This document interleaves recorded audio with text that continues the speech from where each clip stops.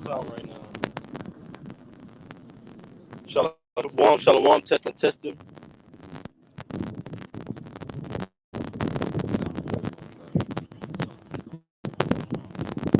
All right, just raise voice, bro. It's just a crank.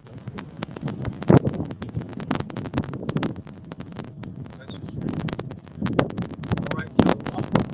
Shalom, shalom. All right, we see my saints of the Lafayette branch. That gets you in the live Saturday lesson. Before we get started, we're going to face the east. We're going to give all honor and glory to Yahweh, Ba'ashem, Yahweh Shai, Ba'ashem, Hakadosh. right, the lives of the elders and apostles of the most known sanctification and blessings to the Hakim that's doing his work, truth and sincerity, spreading this gospel to the four corners of the world. All right, where the people here are forbear that. All right, and with everything that's going on right now with inflation and price hikes, hard times, a lot of these Edomites are dealing with uh, the same things that we've been dealing with pretty much all of our lives. Pretty much all of the all the captivities, not being tributaries, barely being able to make it, barely being able to make ends meet to feed your family, your children, so forth and so on, man. And these curses, all right, are what being put upon our enemies, man. All right. So it's each day that we get closer to Yahweh Hashem Yahushai, it's another day that these curses are slowly being lifted off of us and being put on our enemies. That's right. All right. This is the book of Deuteronomy, chapter 30, verse 7.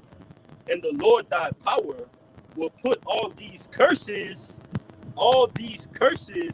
upon thine enemies and on them that hate thee, which persecuted thee.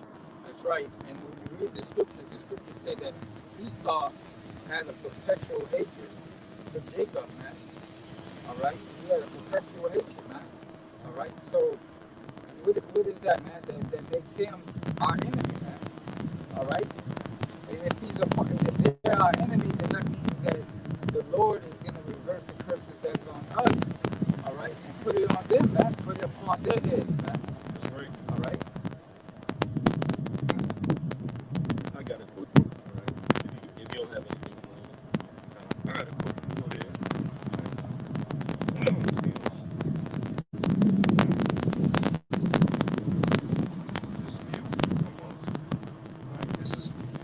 This is Amos chapter 1, verse 11. Thus saith the Lord, for 3 transgressions of Edom, and for 4, I will not turn away the punishment thereof, because he did pursue his brother with the sword, and did cast off all pity, and his anger did tear perpetually, and he kept his wrath forever. That's right, man. This devil, man, that's so beautiful, because I was actually going into the history of the devil, man. All right? And how he would have these children with yokes around their necks, man, and they would have walking these lives for miles, man. Men, women, and children, man. And elderly. And they didn't regard the age of any of them, man. That's great. All right? They didn't regard the age, man. He had that perpetual hatred towards our people, man. All right? And what? It said that what? He didn't, what he said, he didn't pull back his sword. It says, this is the latter part of Amos 1, verse 11. Because he did pursue his brother with the sword, and did cast off all pity, and his anger did tear perpetually, and he kept his wrath forever. That's right. He kept that wrath on Jake, man. He didn't let up. All right. He kept on thinking and devising up different plans on how to destroy the nation, man. All right. He basically did out a diligent search, man. All right. And one of the main, one of those curses that he took advantage of, which was dividing the household, man. You know, the family, breaking up the family. That's right. You know. Yeah. Right, and now those curses ultimately have trickled down to south, this enemy, and enemies plural that have come up against us, man. And ultimately, we're boasting in the Lord that now the shoe is going to be on the other foot now. The separation in the home, all right, that yoke that the Lord put on us and said we will serve our enemies in the land that we knew not. Now it's going to be on the necks of our enemies now. Now they're going to serve their enemies in the land in which they know it not, man. All right, which is Jerusalem. They're going to build it back up, continue on employment, but it's part of our inheritance because the scriptures call the nation of Israel joint heirs with whom the world ignorantly calls Jesus Christ, man. So this is Deuteronomy 28 and 48. It says, therefore shalt thou serve thine enemies, which the Lord Yahweh shall send against thee in hunger and in thirst and in nakedness and in want of all things, and he shall put a yoke of iron upon thy neck until he have destroyed thee. That's right, man. So what? We're naked out here, man. We basically gotta go to our prison for everything, man. Alright? We gotta get these off our clothes and our food. Okay? These other nations, we gotta go to them for our clothes as well, man. Our food, alright, housing, everything, man. We gotta go to this devil for everything, man. We literally do not have anything. We don't have no military. Okay, we don't have no defense system. The only defense that we have is through the spirit, and that's through the scriptures, man. All right, that's really our only defense here, man. That's right. All right. And ultimately, it's that yoke going into slavery, man. Us being packed on as sardine slave ships brought over here. And I got a little information because brothers passed various resources between each other. Just outside little pieces of information that further clarify the scriptures.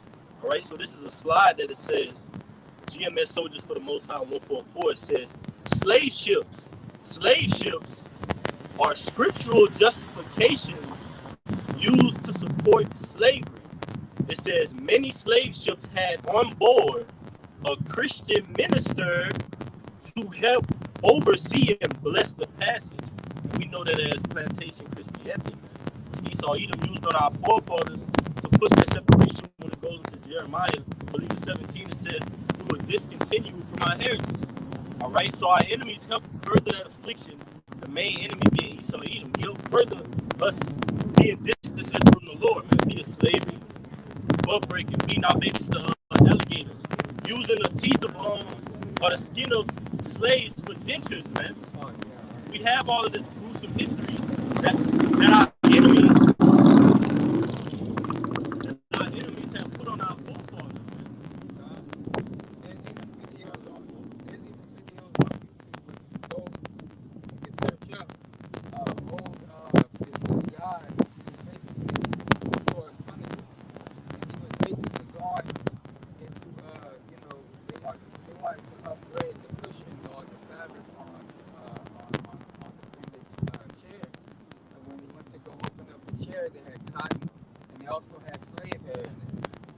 All right, they would shave Jake hair off, and they would stuff it with the hair in the chair, man, to make it soft. That's right. All right, and this happened on more than one occasion, bro.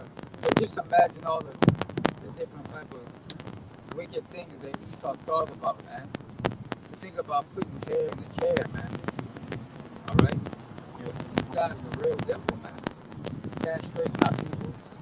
Cut, what they did to Gad, man. They cut the woman's womb wide open, man. Yeah. And the scriptures say you search out wickedness, man. So like the brother beautifully opened up with, now that in Deuteronomy 30 and 7, that is yet to come to pass, man. We're waiting on that to come to pass. But we see it's slowly transitioning until Esau Edom is being taken out of the way and Jacob Israel is being promoted, man. Promoted into rulership, man. So it says slave ships' names included Jesus, Grace of God, Angel, Liberty, and Justice, man. So they were basically slapping these words, which basically describes our people, right? Grace of the Most High, Liberty, Justice, all right? And slapping it in our face due to slavery. I got a quick one for you, bro. All right. This is the book of Deuteronomy, chapter 28, verse 68. And it reads, and the Lord shall bring thee into Egypt again with ships, by the way whereof I spake unto thee. Thou shalt see it no more again, and there ye shall be sold unto your enemies for bondmen and bondwomen, and no man shall buy you. That's right, man. So the Lord said he's going to bring back Israel again to Egypt, man. All right, when you go into that word Egypt, it means bondage. Okay, and also, if you look on the back of your dollar, it's subliminally Egypt as well, man. All right, you better get a spiritually. dollar. Nah, go ahead, bro. All right, let's go ahead and show them that. As you can see, you got the pyramid on the back of the dollar. Now, why is that? For what? All right, because this is those same wicked kingdoms that were all here before, now just in a big mixing pot, man, a big gumbo pot. All right, and doing the same things that they were doing back in the past, man. Yeah. They're in the same lives, man. All right, and so are the prophets. Right. All right. That was on that, but you go ahead and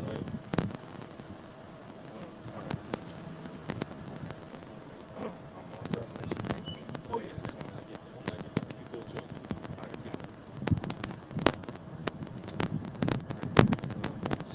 All right, this is Ezekiel chapter 35 and verse read 1 and 2, and after that jump to 5.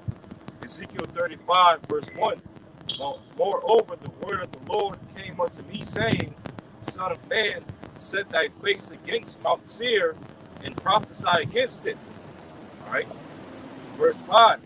Because thou hast had a perpetual hatred and hast shed the blood of the children of Israel by the force of the sword in the time of their calamity, in the time that their iniquity had an end. That's right. So, one more time we're going to talk about. All right. Ezekiel 35 verse 1. Moreover, the word of the Lord came unto me, saying, Son of man, set thy face against Mount Seir and prophesy against it. That's right. So that's what the prophets are doing. They're prophesying against Mount Seir, man. Who's the head honchos out here, man? All right, Amalek, Esau, the banking family, man. All right, they're the ones in control. All right, and we're waving the hand at them, telling them, look, this is what you've done to our people, man. You're sitting over here, sending all these people, all these different nations, billions of dollars and aid and different things like that, but you haven't recompensed us for anything that we've done. All right, but give us what? A Black History Month. You gave us what? BET. Hip hop. Black Lives Matter. Yeah. All of NAACP. Yeah. Juneteenth. You give us those little crumbs and then say, what more do you want, man? All right, you want to be back as a nation underneath that power. That's what you want. Right, and he controls all those things. He'll give Jake a so-called platform, and he'll control your platform. Like he's the Most High. Like he has all authority over you to tell you what to say, what to do, what to watch. That's the society we're coming into, right? Well, our grand enemy, our greatest enemy, Esau Edom, brother, went into Mount Seir, is now putting himself ultimately in the city of Bashim Yahushua with his ultimate move. This is Mount Seir in the Zondervan Bible Dictionary, page 532. It says Mount Seir. Seir are land of and mount. It says the land of Seir and Mount Seir are alternate names for the region occupied by the descendants of Edom or Esau. Originally called the land of Seir, it was later called Edom. That's right. And when you go look at Mount Seir, man, it's in the damn rocks, man.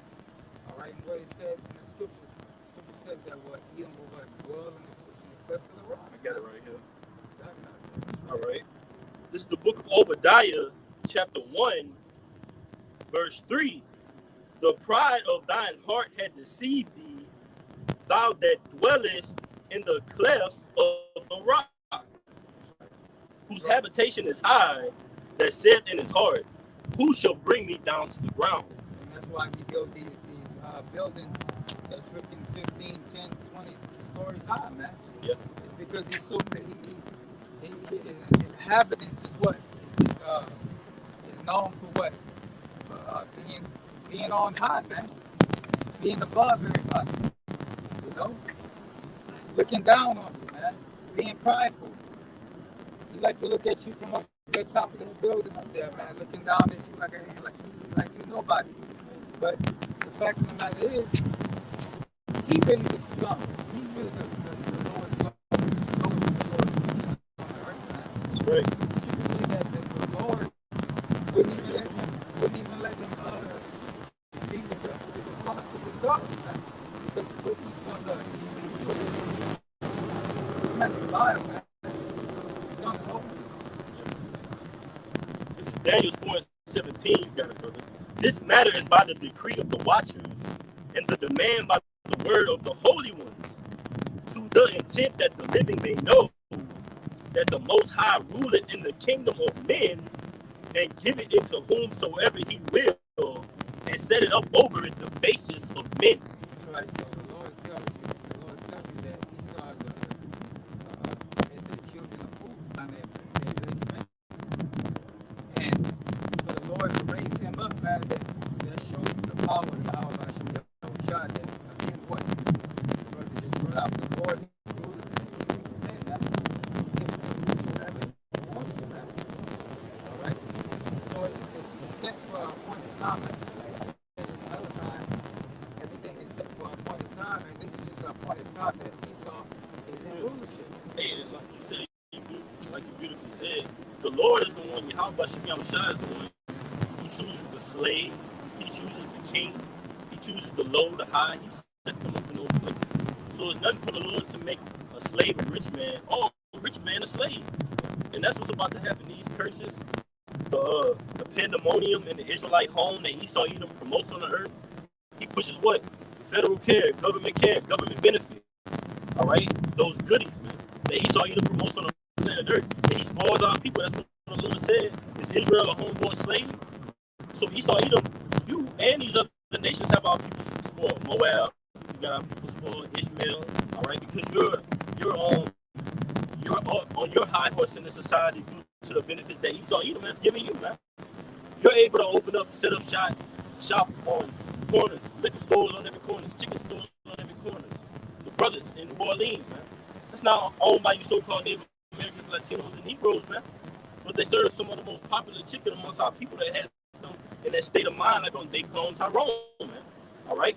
All juiced up and full of that wine, but the wrath of fornication that's ultimately going to destroy America, man. So it says, I have another one after you. I'm going to go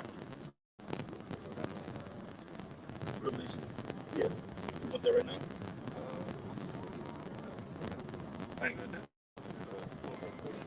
All right. 18 to 6.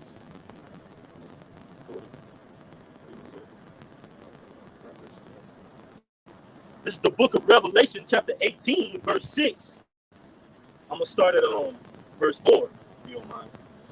Revelation 18 and 4, and I heard another voice from heaven saying, come out of her, my people, that ye be not partakers of her sins, and that ye receive not of her plagues. Right, so the Lord saying, come out of my people, all right, and get blessed, man. All right, come back to your power, come back to your ruler, all right, and what, you shall be blessed. But if you continue to what, want to dwell and stay a part of the system, stay a part of this beast system, then what? Right? You're gonna get polluted by the ways of these doctrines, by whether it be the food, the medicine. Somehow, some way, it's gonna get to you, and it's gonna get you out of there. It's gonna get you. Right. Hey, and the Lord's not saying to hop on a plane, go get a passport, and flee the country. He's talking about spiritual. This place is part of a spiritual fornication, man. Being into the philosophies and the American way, man. The American way is death. The American dream is just that, man. You have to be asleep to believe it. The American dream is just that. You got to be asleep to believe it. All right? right? But if you're so-called woke spiritually, you know this place is nothing but moth and rust. All right, that's why the Lord said, "Come out of her." You got some kind of precept to back up your point. Go ahead, but on it how, all right, when it says "come out of her," people is not talking about, like the brother just said, getting a passport and hopping on a plane and leaving the country. No, it's ultimately talking about coming out the ways of Babylon. Okay, that's a quick precept. One young person got it, and one of you got it now. Okay, this is Jeremiah 51, verse 6. Flee out of the midst of Babylon and deliver every man his soul. See that? Deliver every man his soul, not deliver every man his body, his physical body.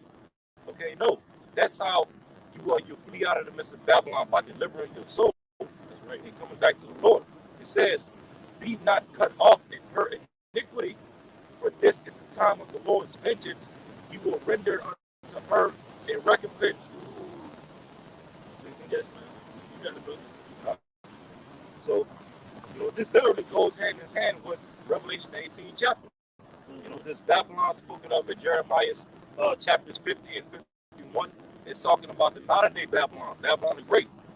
Okay, where we ought to come out of this place spiritually, delivering our souls out of this place, and not being cut off with all the iniquities and the witchcrafts and the enchantments and the sorceries of this place. That's right. Okay, by cleaving onto the word of Yahweh Shemashah.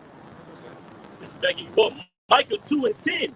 Arise ye and depart. Arise ye and depart. For this is not your rest, because it is polluted. It shall destroy you, even with a sword destruction.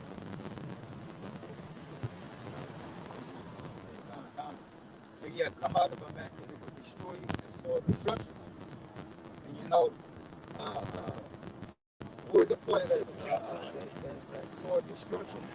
Was what? The Vanessa, man. All right, when everybody had to get the Vanessa. All right? It took a lot of you chicks out, man. Still taking you chicks out. A lot of you just suddenly falling over. A lot of you athletes, entertainers, comedians, so forth and so on, man. It's catching up with you, that point.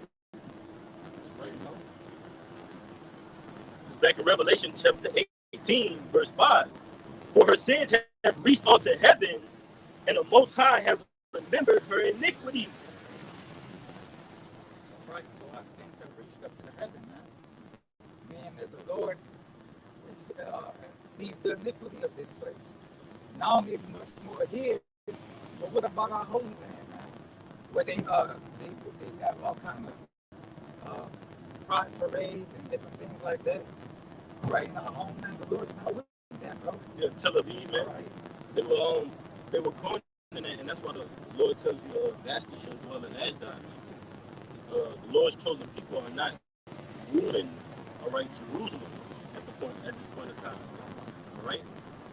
In fact, you have an identity theft that is going on in the planet Earth, man. Yeah, Esau, and these other nations, man. Because these other nations, when they're put into slavery, they're going to flow onto us.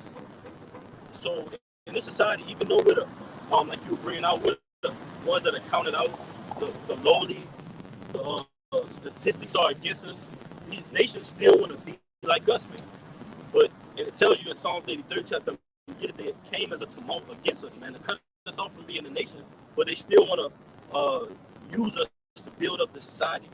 All right. So it says, keep on, man. This is back in Revelation 18 and 5. For her sins have reached on to heaven, and the Most High have remembered her. I got a quick one for you. This is back in Obadiah chapter 1, verse 4. Though thou exalt thyself as the eagle, and though thou set thy nest among the stars, thence will I bring thee down, said the Lord Yahweh. That's right, man. And this devil don't think that nobody's going to bring him down, man. That's why he's walking his head so high. All right? Every time America goes into a little crisis or whatnot, and they come back out of it, Esau pride gets higher and higher and higher, man. All right? But the funny thing is,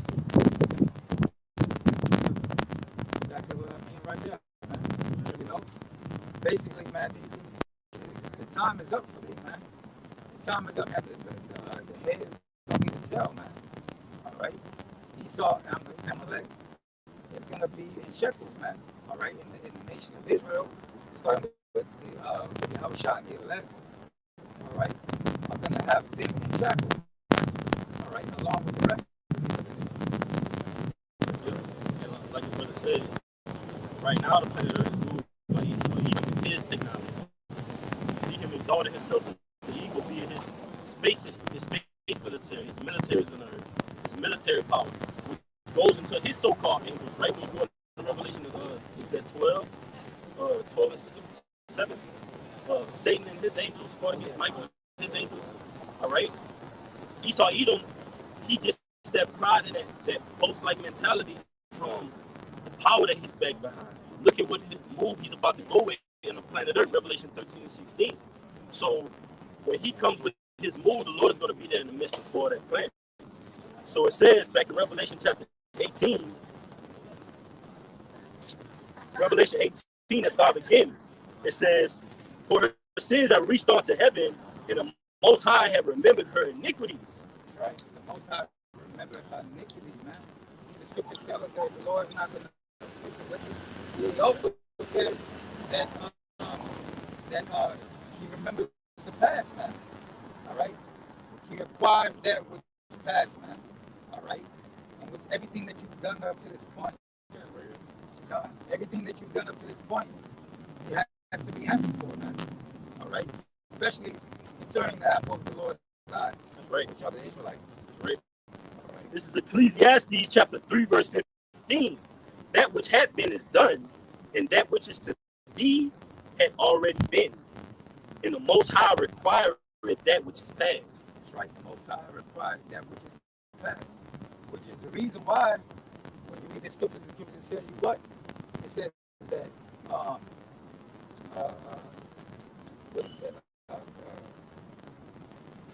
It's like just escaping.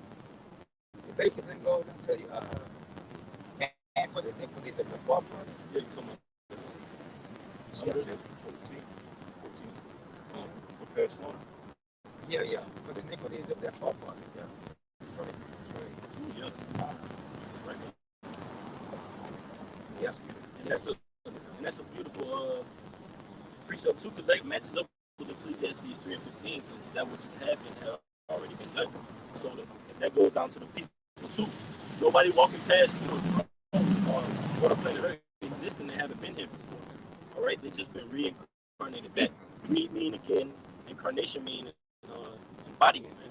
All right, new embodiment. Back in the flesh. Yeah, back in the flesh. Man. All right, go ahead, brother. All right, Isaiah 14, verse 21. Prepare slaughter for his children for the iniquity of their fathers, that they do not rise, nor possess the land, nor fill the face of the earth with cities. That's right, man. So, excuse me. So basically, you got to pay for your forefathers' sins. What you are, your forefathers in the reincarnation. Right. You that same spirit that was back then, and they said, "Oh, well, that wasn't me. That was my grandfather. He didn't have no slaves." You know, like the Lord judges you by nations, bro. The Lord not only judges people individually, but He judges people by nations, man.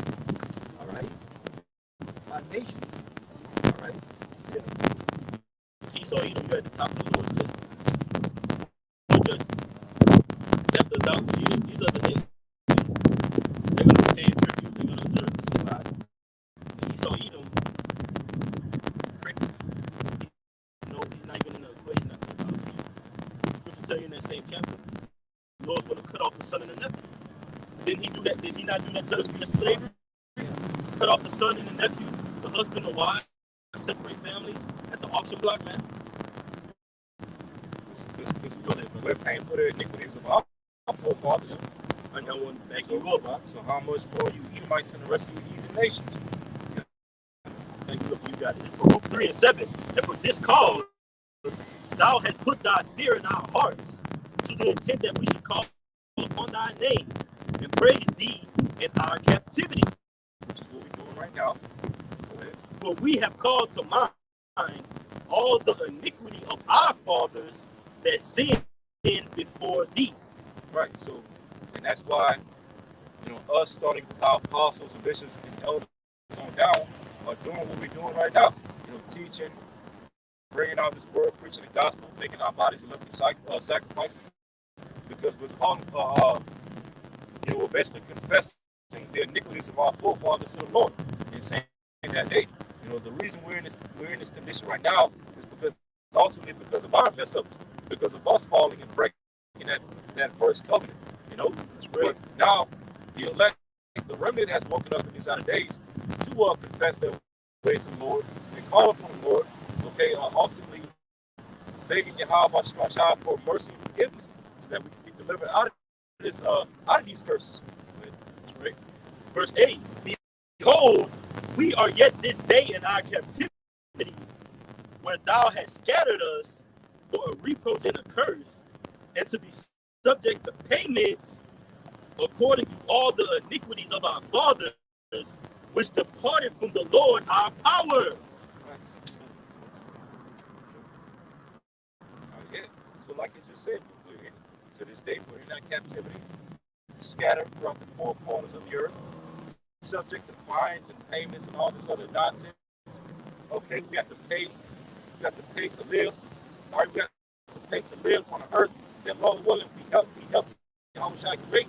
Right? We're slaves in our own creation. In Ezra, second Ezra, the 6th chapter, Ezra said that the world was made for our sakes. But right now, we're in captivity in the very world that was made, for us. It is all because of the iniquities of our forefathers, okay, which we're still suffering under to this very day. And that's why you see us doing what we're doing right now. Because, starting with the apostles and bishops and elders on down, that's where it's the rest of the elect throughout the four corners of the earth. We're the only ones crying out to the Lord to be delivered out of this captivity. Because 2/3 of our people, they love being slaves. They love being subject unto Esau, Edom. As long as they can, watch the Super Bowl and listen to music. And, yep, ignorance is bliss. Yeah, eat chicken nuggets and shit. Yep, barbecue. As in the times of Noah, but so shall the times of the Son of Man be. But this is some more for y'all. It's Baruch 3 and 9. Hear Israel, the commandments of life. Give ear to understand wisdom. Hear, O Israel, the Lord our power is one. Listen up. How happened in Israel that thou art in thy enemy's land, that thou art waxing old in a strange country, that thou art defiled with the dead. Right. Basically, all these things that we're under right now, ask how happened in Israel. How do we fall to this great lit? Well, again, because of the iniquities of our forefathers, breaking that first covenant, worshiping the idols of the heathen nations, committing spiritual fornication, okay, rejecting Yahushua sacrifice, okay, we deserve to be where we're at right now. We became dross. Yeah. That was it, brother. You gotta, all right. This is back in Revelation. This is Revelation chapter 18, verse 6.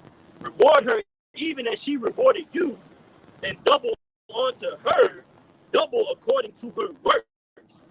And the cup which she had filled to her, double. That's right. So Lord saying, man, give her double what she's done to you, man. The afflictions, all the heaviness that we dealt with over these years, give them double, man. All right? And you can tell with a lot of these videos that's coming out on TikTok, they really can't handle a lot of pressure, man. All right? So we're more whenever when we got them in captivity. All right?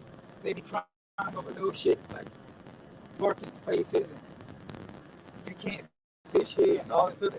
Yes, man. What more whenever we got these heathens in captivity, man. All right. What more whenever Esau digging up and cleaning up bodies and stuff like that, man.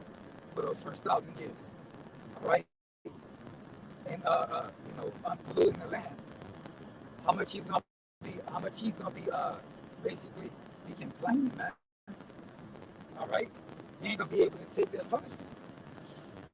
And just to back you up, the scripture says, and I believe Sirach, the 41st chapter, the children shall complain of an ungodly father. So these Edomites, once we get into the kingdom and be cleaned up all the dead bodies and the trash that they polluted throughout the earth, like the brother was just going into, they're going to be complaining because they're going to know that they're forced to do all those things because of their forefathers. And the scriptures tell us that their wives not even gonna mourn now because of how much peace is gonna be within the earth, man. All right. So man, Esau gonna be wiped out, man, like they'll always say that little itchy sketch. That's how he gonna be wiped out. He ain't gonna be remembered again. It's gonna be like a bad dream, like the scripture said. I got you. This is Psalms chapter 75, verse 6. For promotion coming neither from the east, for promotion coming neither from the east, nor from the west, nor from the south. But the Most High is the judge. He put it down one and set it up another. He put it down Esau and set it up Jacob. For in the hand of the Lord there is a cup, and the wine is red. It is full of mixture, and he poured out of the same. But the dregs thereof, all the wicked of the earth shall bring them out and drink them. Right? So basically, man, these nations that Esau is going to drink the dregs of the cup, man, which is slavery. All right, they're going to go into bondage. All right, poor bondage, man. All right, and again, we're going to render on to them double, man. All right, during that first 1,000-year period of slavery, man. All right, He throws swords into plowshares. right. So it says, but I will declare forever, I will sing praises to the Most High, the power of Jacob. All the horns of the wicked. Read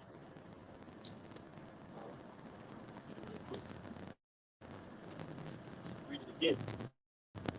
This is Psalm 75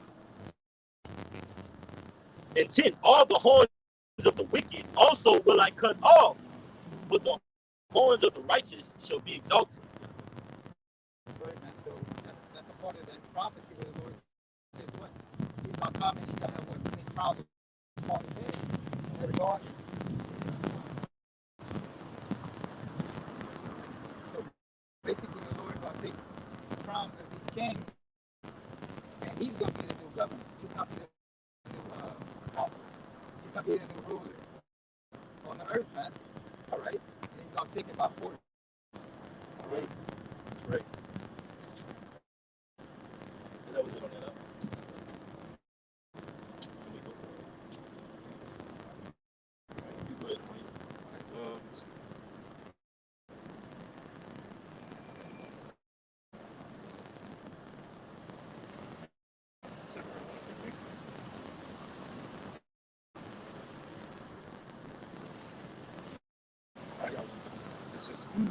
This is Zechariah chapter 1, verse 15. And I am very sore displeased with the heathen that are at ease, for I was but a little displeased, and they helped forward the affliction. That's right, man. So the heathen, man, what? The heathen are at ease because what? They see us in this low condition. They see us being downtrodden. They see us acting like degenerates, away from our power. All right? They're at ease at that situation. They're glad, they're happy. All right? They look at us as forms of entertainment, man. Yep. And just another cash cow, man. All right? But what it says,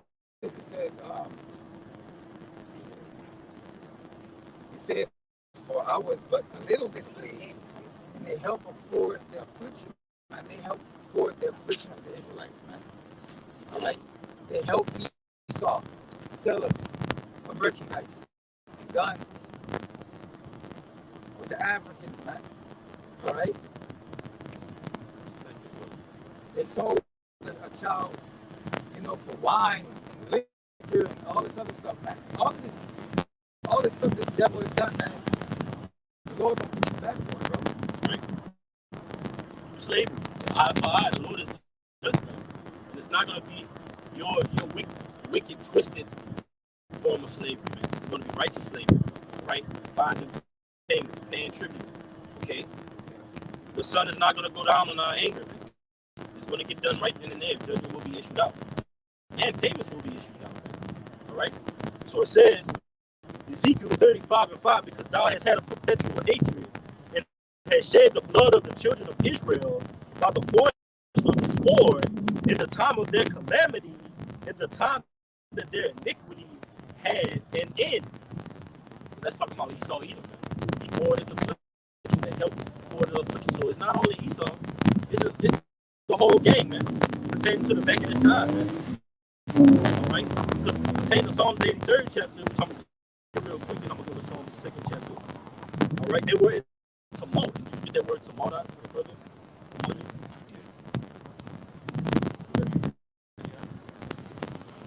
This is Psalms, the 83rd chapter, in the 2nd verse. For lo, thine enemies make a tumult. Thine enemies make a tumult, and they that hate thee have lifted up the head. Man, that's talking about our main enemy. All right, our main oppressor, Esau Edom, man. Esau Edom and these other nations, they came against the children of Israel and were confederate. They were in a league together, man. They were on one accord, man. All right? Got the word, brother? Yeah. Go ahead. All right. This is the word tumult from Psalms 83:2. It's Strong's H1993. It says, Hama. It says, to murmur, growl, roar, cry aloud. It says, mourn, rage, sound, make noise. It says, I'm gonna go straight to the point. It says, definition 1A4, it says, to be in a stir, be in a commotion. Yeah. It's uproar, man. So they had an uproar against us. Oh, we're gonna take these Israelites out of power. How are we gonna do it? How are we gonna do it? What do you propose? What do you propose, Ishmael? What do you propose, Moab? What do you propose, Ammon? What do you propose, Esau? Okay, let's do this. We're gonna cut them off from their heritage. All right? We're gonna detach them from their power. We're gonna take away their access to salvation, seemingly, right? The apostles always go into how they had these top Edomites that opposed them and came up to them and saw these signs and said, How did you guys get this? Where did you get this from? We paid billions of dollars to keep this away from you. Yeah, man. And our enemies were in league with Esau Edom, man. So it says, verse 3, Psalms 83:3, they have taken crafty counsel against thy people and consulted against thy hidden ones. So you got Israel on the other side of the table, you got Esau Edom and the other nations, all right, on the other side of the table. And they're looking at Israel like, okay, well, what are some of the things that we could do to discontinue them from their heritage? And the brother was going into them beautifully. Hip-hop, the slave trade, all right? Butt breaking, Jim Crow laws, the Christianity, like the brother said, the Willie Lynch letter, man. Basically, the clone Tyrone. Yeah, that's right, brother. Put it in the hair, put it in the grape juice, put it in the chicken. Yes, everything that Music, yeah, the church. yep. Everything that Esau puts before our people is all to try to separate us from our power. Because they know that when Esau can separate us from our power, that leaves our people vulnerable. It's what you said, brother. When we all drift away from our power, these other nations know that we're in a gray area. We're not covered. I know Jude 5 goes into that. I think that might be it. Jude 5 verse like 16 on down. Yeah, God, because this is the man of sin that we're talking about right here. Esau Edom. And so here it is. It tells you in Isaiah 59:1, thy sins have separated you from you and your God. Okay, so Esau, he set up a whole entire system of sin. Okay, and he directs us towards our people to keep us separate from our power. Yahweh Shema Shah. You know, because yeah, This is Jude chapter 5, verse 17. And while they sinned not before their power, and while they sinned not before their power, they prospered, because the power that hated iniquity was with them. so whenever our forefathers were in that right state of mind without sin, okay, especially mainly during the time of David, as well as Solomon, those 40 years of peace, we prospered. Okay, especially during the time of Solomon, 40 years of peace. We wasn't fighting any wars. We didn't have any conflict with any other heathen nation, because David and his government subdued those nations before Solomon sat on the throne. So we was able to prosper as long as we were without fault or without sin before Yahweh Shema. And even in the time of Adam, because from the beginning you had those 1,000-year periods, right, up until the 7,000 years, the earth was what? Being formed, created, all right, and it was known at that time as what? Eden, joy, paradise. Until what? Ultimately came in sin, transgression. The serpent beguiled Eve, Eve beguiled Adam, man. Which is that same spirit that's in Esau. What you got, brother? I got some more too. Oh yeah, this is Jude 5 and 17 again. And while they sinned not before their power, they prospered, because the power that hated iniquity was with them. But when they departed from the way which he appointed them, they were destroyed in many battles, very sore. when our forefathers started to depart away from the laws and statutes and Yahweh Shema, the Lord allowed our enemies to come in and destroy us throughout various captivity. Okay? Which are the four beasts that you read of in Daniel 7. Started with the Assyrians, took down the northern tribes, and then the Babylonians took down the southern tribes, brought us into captivity. Okay, and then bring us about people came back during the First of the Medes Empire to rebuild the temple. But then after that empire came down, well, it was taken down rather by who? Alexander and the Greeks. And then when you read the Maccabees, what happened when the Greeks came to power? Evils were multiplied in the earth. That's right. And our people definitely started going up during that time. Being uncircumcised, gymnasiums, forsaking the laws and the Sabbaths and the holy days and all that.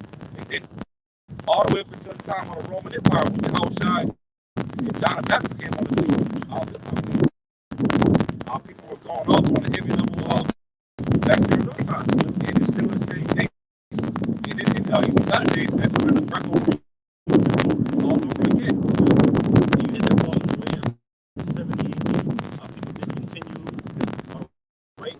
All the way up until this time, like you brother said, packed their sardines on those slave ships, coming to a land where now they have no identity. Esau, Edom is now in the sea saying he's in.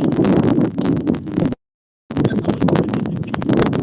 That's how much our enemies plan seemingly work, right? It seemingly work. But the Lord said, ultimately, he rose up before men, right? Revelation 7th chapter. Declare that our enemies come on, and our enemies being confederate against us, all right? That plan did not work. Getting some wind.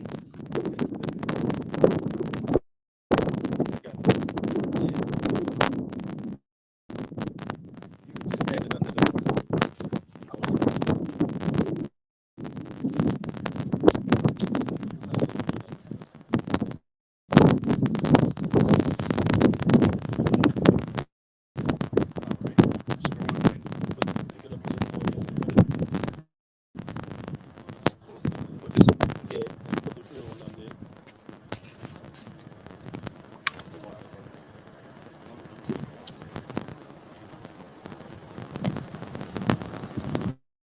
This is back in Jude chapter 5, verse 18 again. But when they departed from the way which he appointed them, they were destroyed in many battles very sore, and were led captive to a land that was not theirs. and the temple of their power was cast to the ground, and their cities were taken by their enemies. Uh, Babylonians during the first siege of Jerusalem, and then ultimately later on, 70 AD. You know, our most holy cities.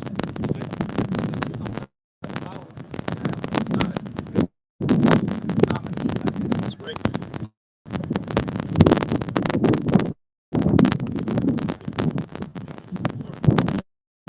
Yeah. This is Judah chapter 5, verse 19. But now are they returned to their power and are come up from the places where they were scattered and have possessed Jerusalem, where their sanctuary is, and are seated in the hill country, for it was desolate. And in the spirit, that's happening right now in these holidays to be elected, right? We have brothers from all of the four corners of the earth sitting on their feet, calling on the names of Yahweh Shem Shai, preaching the gospel, lessons on fire, okay? And spiritually possessing Jerusalem, sanctuary is spiritually beyond us. We are locking into Jerusalem in these holidays, but the temple was these holidays. Okay, but the Holy Spirit, Yahweh Shem Shai, dwells his will, his instruction, right? Okay?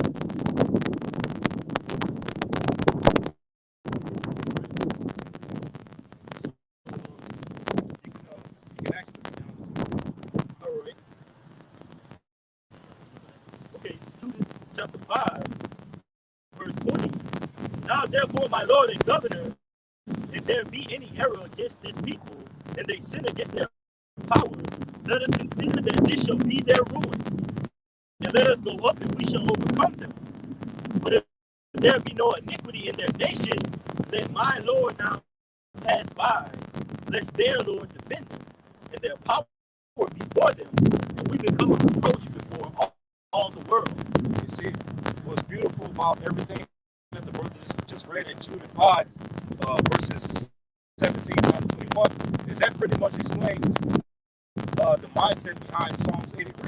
You know, that's why these nations are trying so hard to cut us off from the name of Israel and cut off our access back to Yahweh Shai. Because they know that's what it's just going to. But when they can find fault in our nation, they get the victory, they can conquer us.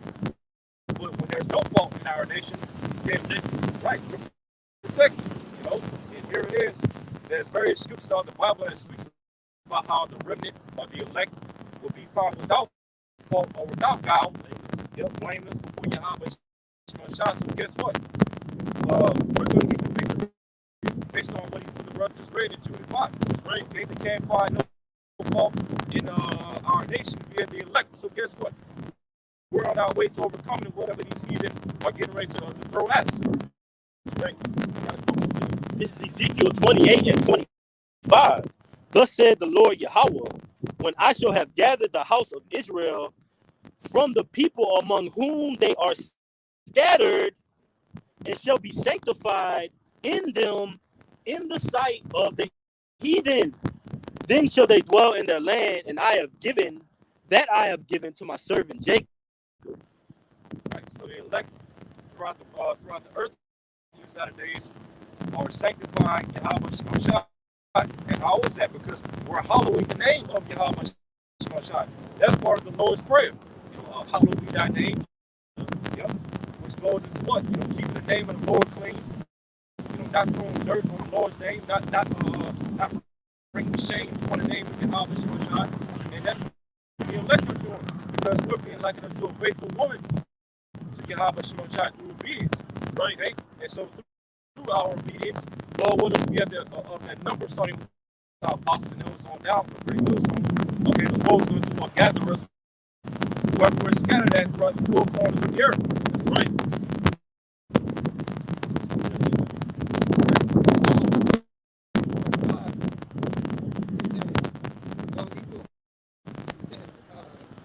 No evil push down our enemies. Through thy name will we tread them under that rise up against us. So anybody that rises up against Israel, you know, are going to be trotted out, man. All right? The brother was going to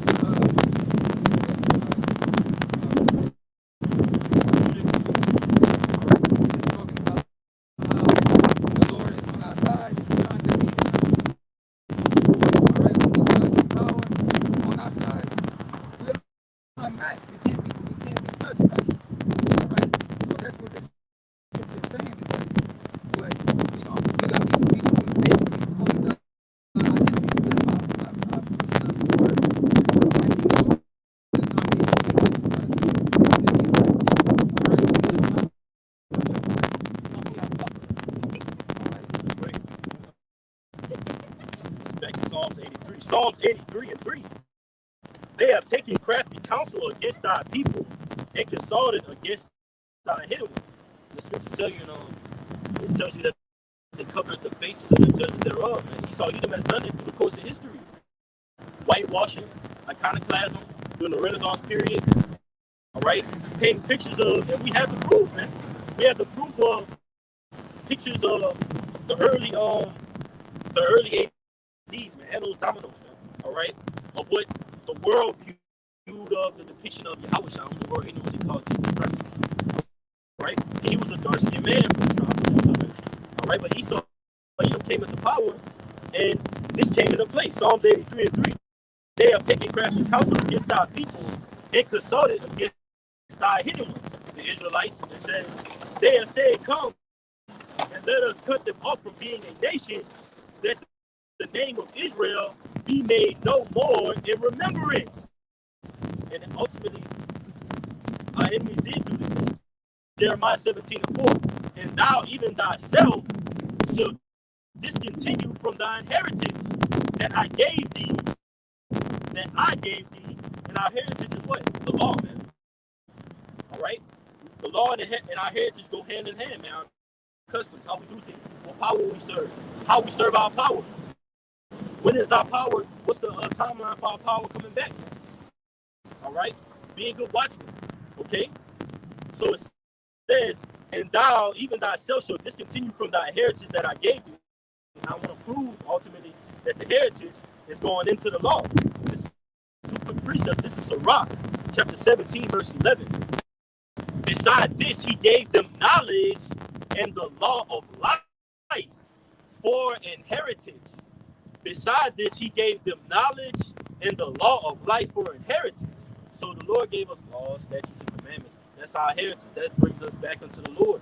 But now, if we don't make void the law, we have faith in Yahushua. That's what brings us back to our heritage, back to our customs, back to the way we do things, back to the way we treat each other. How Yahushua treated his men, the disciples, man, the apostles. All right? That's the way. So it says, another one, Sirach 24 and 23. All these things are the book of the covenant of the Most High power, even the law which Moses commanded for an heritage, unto the congregation of Jacob. And with that law comes an identity, who we are as a people. The 12 tribes, man. The Lord's chosen people. That's our identity, man. We're not those proverbs and the bywords that our enemies have put on us. We're not Negroes. We're not Latinos. All right. We're not wetbacks. We're not Mexicans, man. All right. We're Benjamites, Judites, Levites, Zebulonites, Ephraimites, Manassites, man. That snake that the Lord has assembled across the planet Earth.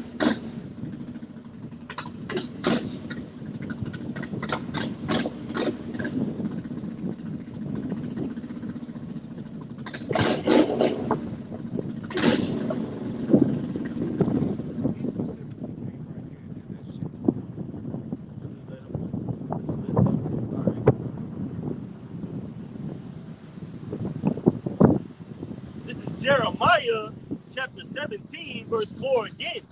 And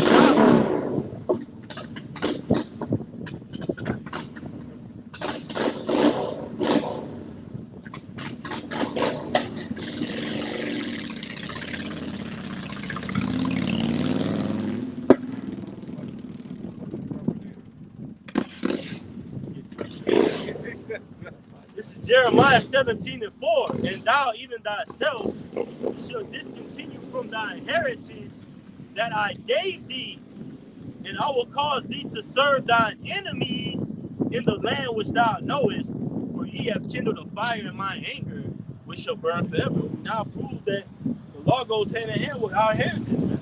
So we will discontinue from our identity, who we are, man. Now the Lord is setting up his little sanctuaries to call us back. All right. The church means, the word church means to what? To call out. The Lord has set up churches to call out, man. Call you back home.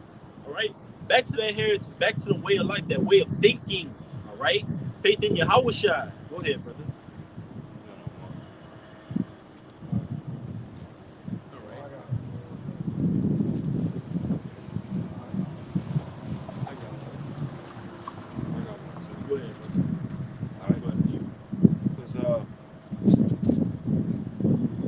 Speaking of our laws and our customs and our inheritance, to come back to all those things, the things of our ancient forefathers, that that's pretty much a commandment to the elect. Well, really to all of our people, but only the elect are going to take heed to that commandment to come back to the old ways. This is Jeremiah chapter 6, verse 16. Thus said the Lord, stand ye in the ways and see, and ask for the old paths. See that? Ask for the old paths. So that's basically a commandment. It says, where is the good way, and walk therein, and ye shall find rest for your souls. But they said, we will not walk therein.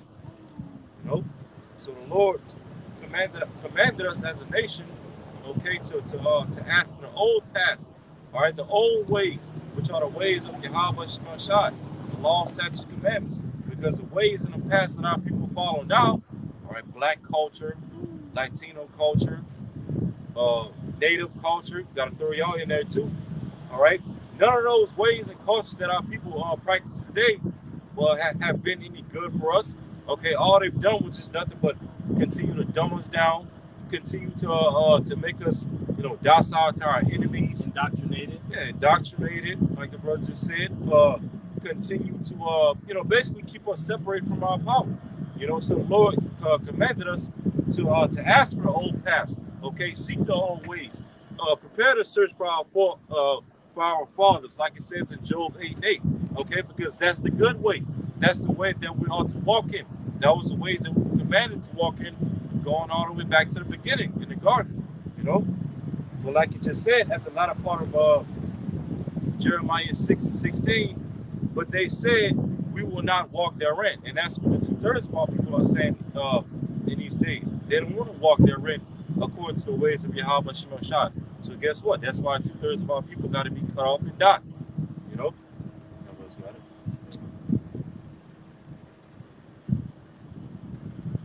I'm going to go back to Psalms, the 83rd chapter. This is Psalms 83:5. For they have consulted together with one consent. I'm going to start at 4 again. Could you get that word confederate at 5? Huh? This is Psalms 83:4. They have said, come and let us cut them off from being a nation, that the name of Israel may be no more in remembrance. Like we were going into iconoclasm, whitewashing, all right? It tells you that in First Maccabees, man. Many of our people consented to the decree of the king, all right? When Antiochus Epiphanes came with that one world order, man. You had Israelites making themselves Gentiles, man, following after these other nations and their gods, man. Ultimately, making themselves uncircumcised as well, man. Getting licensed, as it speaks of, to perform the ways of the heathen, man. All right, to go after this crafty plan that Esau has, man. His American dream, whatever he's spewing out into power, and many will go after the Charagma, man. Because that's going to be Esau's new token to a new way of life, a new fresh start over, man. To put this inside of you, man. Go ahead, brother. I'm going to read verse 5 of it first. Okay. Psalms 83:5. For they have consulted together with one consent. They are confederate against thee. One consent. One world order, man. NWO. Go ahead, brother. All right. This word confederate from Psalms 83:5. It's a Strong's H 1285. It says Barayath. okay, which means covenant. That's right. Covenant, alliance. So Esau, Edom, and these other nations, they have a covenant, they have an alliance, they're in a league together. Go ahead, brother.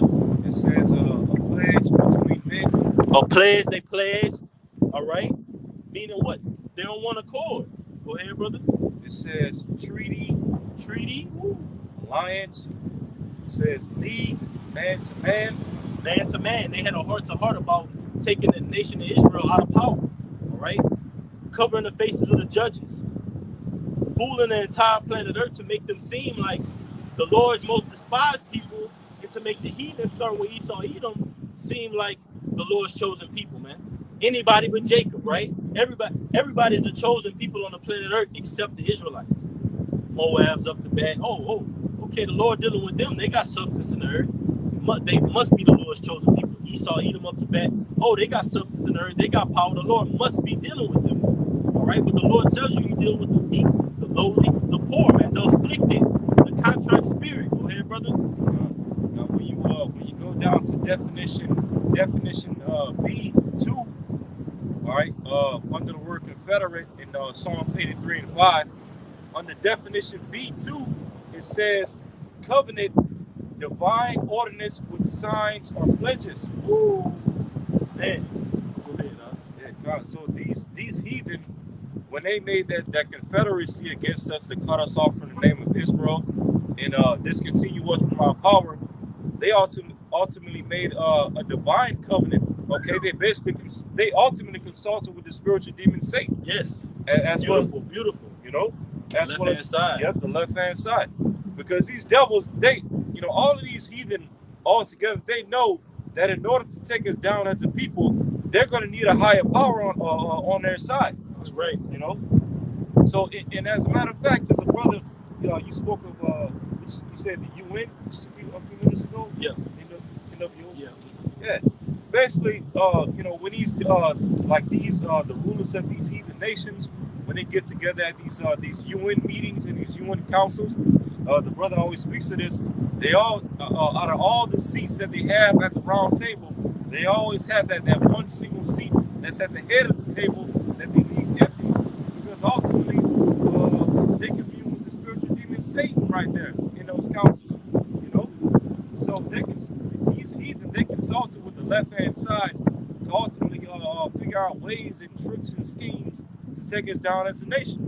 You know, whether it be religion, the music, the overall culture, destroying the family structure, okay, iconoclasm, the education system, you name it. All right, they're all Confederate, okay, because these nations, when you look throughout the world right now, they have their little differences here and there with, the BRICS currency and one nation rising up in war against another nation. But the one thing that these nations do have in common, though, is to keep so-called niggas down. You got it, huh? All right, this is Psalm 64 and 6. They search out iniquity. They accomplish a diligent search. Both the inward thought of every one of them and your heart is deep. So they think about statistics. They do analysis on Jake, man. All right. Surveillance. Yeah, that's right. Surveys. Seeing how you move, seeing what you like, what you don't like, what particular works in this season and that season. You know. Hey, and that's a beautiful analogy for Psalms 83rd chapter. They at the table, these other nations at the table, they say, okay, well, we got the common ground, take these Israelites out of power, but what ways can we do with it? Okay, liquor stores on every corner, all right? We're going to put a Planned Parenthood, okay? Abortion clinics on every corner. What's that? 187. 187 clinics on every corner, man. All right? Salakia. Okay? We know Esau Edom's devices that he puts on the planet Earth to further distance us from our power, man. So like it says, Psalms 83 and 5, for they have consulted together with one consent. They are confederate against thee. The tabernacles of Edom and the Ishmaelites of Moab and the Hagarenes, Gabal and Ammon and Amalek, the Philistines with the inhabitants of Tyre. Assur Asher also is joined with them. They have hope in the children of light. That's right, man. They've come together to ultimately strategize against the Lord's chosen people, man. The apple of the Most High's eye. Ultimately, which is going to lead to a crash in this economy, man. We see these other nations dumping the dollar, man. We see them separating themselves, but what are they drawing closer to? Like the brother said, that one agenda, that one world order that ultimately, like it speaks of in the first Maccabees, Antiochus Epiphanes wanted to come up under. He calls everybody to come up under one order, man. It wasn't accomplished then. It wasn't accomplished in ancient Rome, all right? It wasn't accomplished in World War I, World War II, all right? But this third Wars War, is the ultimate shebang. And simultaneous events are going to happen, all right, up and coming to that third war, man. Society crashing, martial law, famines, pestilence, all right? This Qarabma being implemented. Ultimately, these nations, starting with Esau, Edom, why do the heathen rage? And the people of the earth imagine a vain thing, man, that their ultimate scheme and master plan is going to win. But you got it, brother. I got one too. Hey, you can read verse 12 in Psalms 83. Yes, yes, brother. This is Psalms 83 and 12.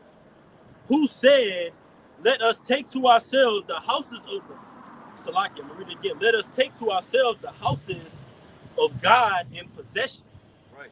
And that's another part of these heathen in their plans pursuant to Psalms 83.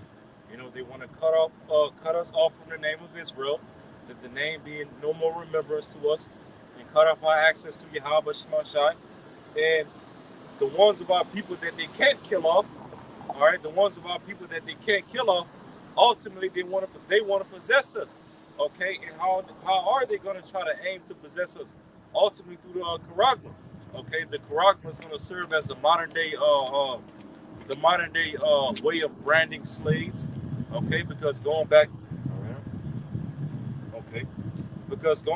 like to the ancient ways of branding slaves, basically you will brand a hot iron on your slaves. Okay, you will brand put a particular logo on the skin of your slaves. With it could be a family name, family logo, whatever it may be, and through that brand being on the slaves, that will symbolize who owns that slave. Well, now, all right, it happened back during the time of ancient Egypt, the Assyrians, Babylonians, the Greeks, the Romans. Okay, and nowadays, because Esau, Edom, and these heathen nations have become so technologically advanced, now the modern day way of branding slaves is going to be done through technology by putting something into your skin, under your skin, rather than putting something on the surface of your skin, like back in ancient times. You want to say something? Yeah, they basically already have us numbered because you have a social security number, you have a birth certificate. They just want to take that physical and store it within yourself, a database, and basically have everybody on a big ass cloud, okay, with all your personal information. And anytime they want to, if you have a debt, anything like that, you can deduct it out. If you driving suspended, they can stop you, stop your vehicle. Everything go on the electrical. They're trying to go, what they call that? It's called go green. Basically, they want to get rid of all gas-powered cars, man. And they want to go all digital. Why is that? So they can trace you, know where you at all times. So that's what this devil's trying to do, man. All right? He basically wants to make so-called Negroes, Latinos, and Native Americans digital slaves. If they can put something under your skin, then they can pretty much make you, an ultimate slave for life. They can cut off your access from buying and selling, which is how most people have access to food and water and daily essentials. Okay, they can cut off your access from entering into certain places and going to certain venues. If you're under a system like that, you're a slave without chains. Okay, you're literally a slave without them having to put shackles and chains on your physical body. Yep. Okay. Yeah, because Esau, Edom, you're even limited, man. Here you are trying to limit us and reduce us to a piece of technology. You're trying to reduce the Lord's creation to something you can just shut off and shut on, man. You don't have that authority, man. Even the Lord limited your authority. This is just backing you up because it's the flip side of it. The deceived and the deceiver are his, man. Here you are deceiving the planet Earth, Esau, but you're being deceived by Yahweh Shai. This is Job chapter 14, verse 5. Seeing his days are determined, the number of his months are with thee. Thou hast appointed his bounds that he cannot pass. That's right. So Esau got bounds that he can't pass. That's why the scripture says, what? He that will let. Talking about Yahweh Shai. Talking about Yahweh. All right, Yahweh Bashim Yahweh Shai, man. All right. This is 2 Thessalonians chapter 2, verse 7. For the mystery of iniquity doth already work. Only he who now letteth will let until he be taken out of the way. That's right, man. So the time is up, man. The gig is up, the time is up, and it's time for a new ruler, man. It's time for somebody who is acceptable. You need to put in the position of power, man. All right? If you're not acceptable, man, look at this kingdom, man. Or this queen, whatever you want to call it. Look at the people that walk by. Look at their mindset and ask them. Ask the majority of these people, what they believe in. Yeah. They probably, most likely, they don't believe in anything. And if they do believe in something, it's completely left-hand side. Yeah. Or it's their own vain understanding of things, man. Of how they think things should be. I think everybody should get along. But when we come in with the question, well, what does the Bible say? Well, I don't care. Well, you technically, a fool said in their heart that there's no power, man, that this earth isn't being governed by the unseen, man. The king's heart is in the hand of Yahweh Shai. And the Lord, these other nations as kings in Psalm 83rd chapter. They came into tumult and were confederate against each other as kings of the earth, man. All right? Nations of the earth, top powers, against the Lord's chosen people. So this is, you have one of mine? I'll go ahead. I'm lost. All right. This is Sirach, chapter 10, verse 4. The power of the earth is in the hand of the Lord, and in due time he will set over it one that is profitable. That's right. And the Lord is setting over the period of time we've been tried through the fire to be acceptable men to rule the kingdom of heaven, which is to come with Yahweh Shai. That's right. So yeah, the Lord is setting somebody acceptable, man. All right, with Yahweh Shai and the elect, man, and that's how it's gonna jumpstart everything else to fall perfectly into place. All right, perfectly into order. All right. This is Proverbs 29:2.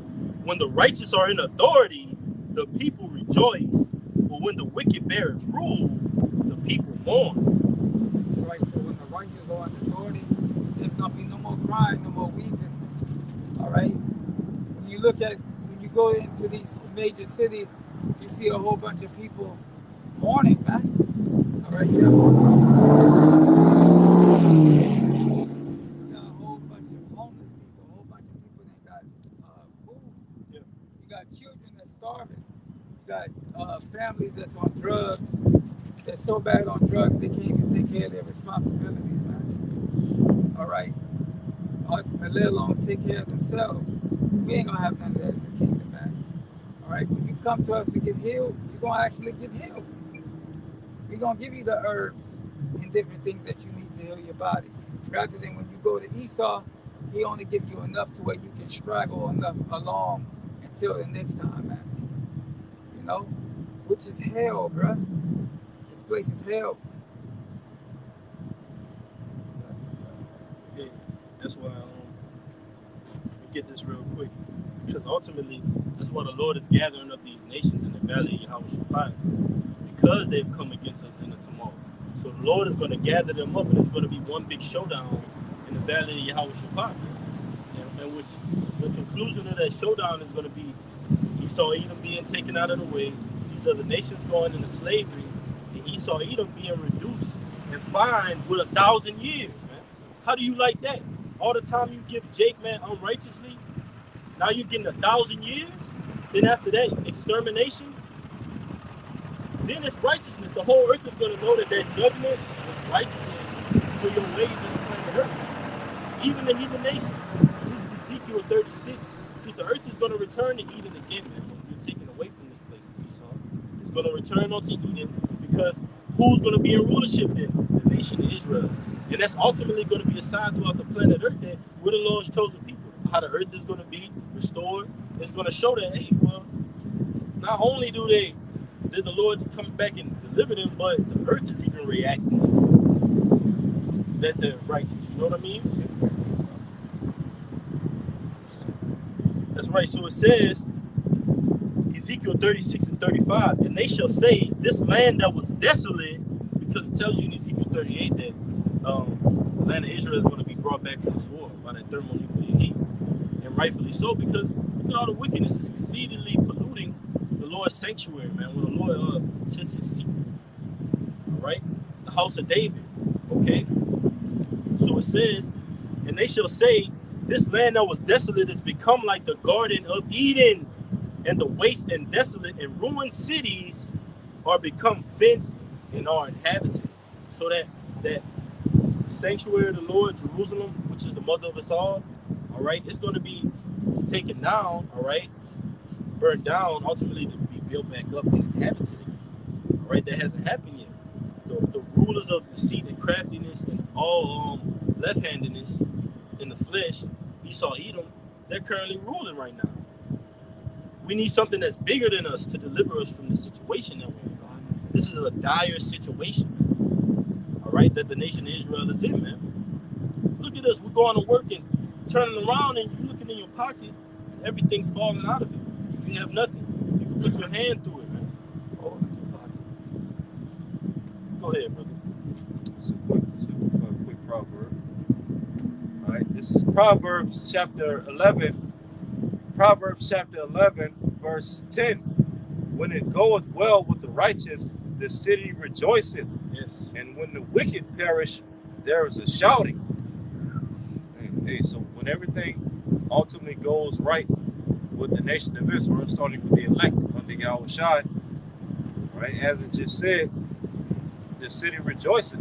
And not only is the city, okay, Jerusalem, as well as the land of Israel itself is going to rejoice, but ultimately the whole earth is going to rejoice when everything goes right with us, whenever we're set back in our rightful order as rulers. It tells you in Isaiah 14th chapter, even the trees are going to rejoice. The trees are going to sing. Okay, right. Basically, backing up what the brothers had said a few minutes ago, everything is going to go back to its rightful order. Okay, it's going to flourish again. It's going to be like Eden all over again. Yes, under the second Adam, just as it was under the first Adam. And as I said again, Proverbs 11 verse 10, when it goeth well with the righteous, the city rejoiceth, and when the wicked perish, there is shouting.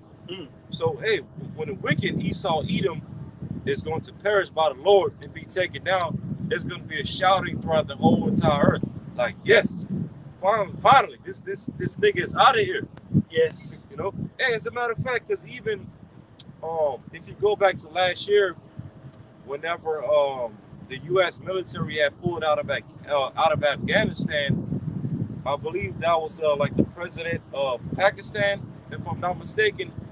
Like after the U.S. military had withdrawn out of Afghanistan, the president of Pakistan, if I'm not mistaken, had made a comment on it. He was making comments on the withdrawal. He was basically saying like the policies and the ways of the West that was all throughout the Middle East all those years was worse than slavery.